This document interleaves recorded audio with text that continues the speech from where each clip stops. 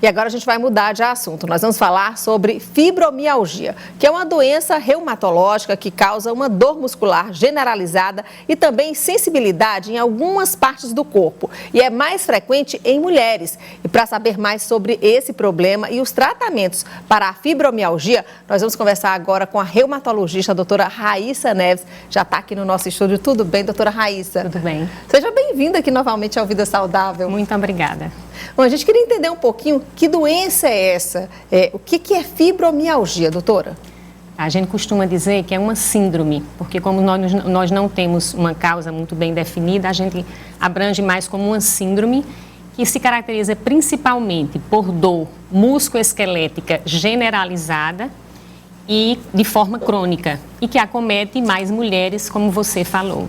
Tá, e assim, como que é feito o diagnóstico? Existe um exame que a pessoa faz, não sei, algum exame de ultrassom, alguma coisa que a pessoa veja o diagnóstico ali naquele exame?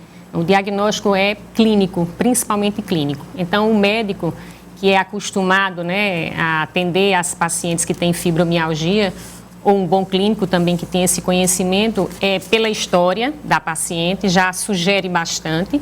E no exame físico também nós não encontramos alterações inflamatórias. Então, nós não encontramos artrites ou sinais inflamatórios no corpo da paciente, mas ela tem muita dor.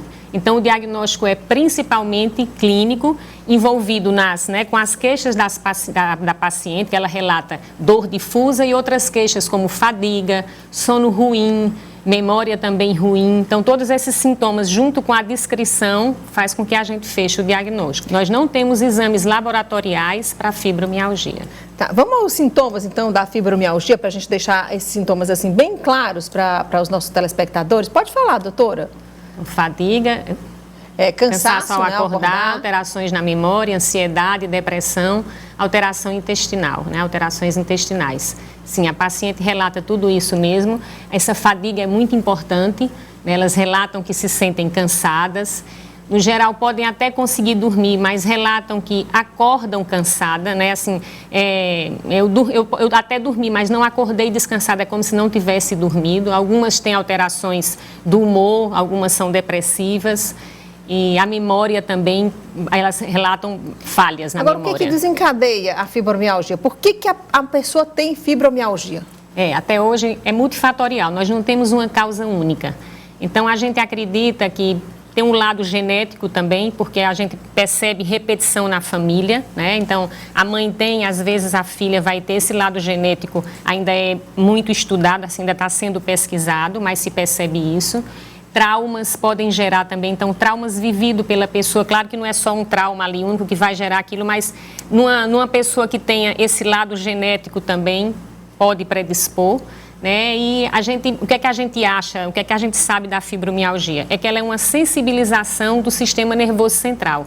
Então, são pacientes que têm uma resposta à dor de forma diferente. Então, elas têm uma amplificação da dor. Estímulos que não eram dolorosos numa pessoa que não tem fibromialgia são dolorosos naquela pessoa. Por isso que se fala em sensibilidade, Algumas Sim. partes do corpo. Eu queria colocar aí a imagem desses pontos que geralmente essas dores elas aparecem, doutora? Se a senhora quisesse comentar. Esses pontos, eles já foram mais importantes no passado. A gente utilizava basicamente eles e a queixa de dor para dar o diagnóstico. Então, hoje a gente praticamente, nós ainda realizamos eles no consultório, não são mais de extrema utilidade para fechar o diagnóstico, porque a gente sabe que tem uma junção de outros fatores, como fadiga, o sono, a memória. Então, não é só dor. Então, a gente tem que lembrar desses outros sintomas que envolvem. Mas tem que ter o conjunto todo? Tem que ter uma dor, por exemplo, a dor aqui nas costas, tem que ter a fadiga, tem que ter todos esses sintomas para poder chegar a esse diagnóstico? Não, ou ele não fecha com todos? Não precisam ser todos, A gente tem os mais importantes: fadiga, o sono e a memória.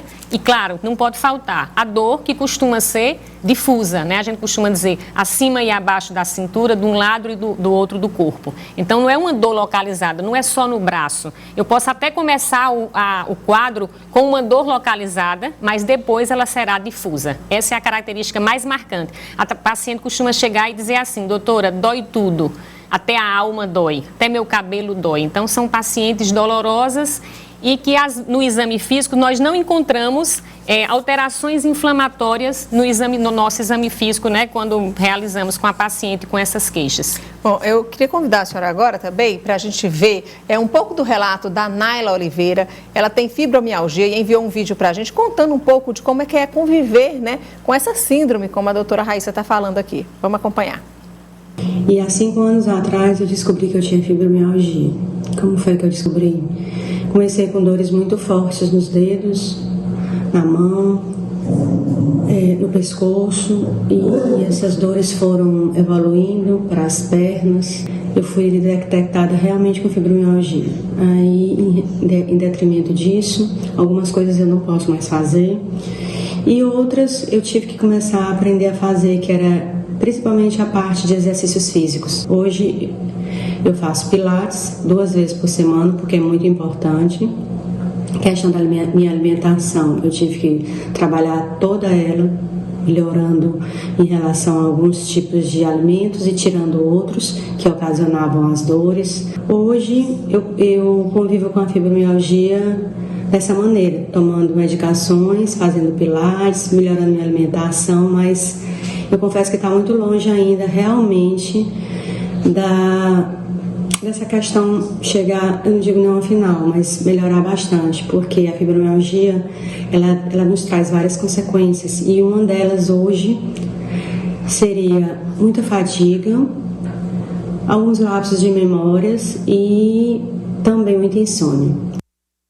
Bom, tem cura para a fibromialgia? Tem tratamento? A pessoa se livra dessa fadiga, dessas dores?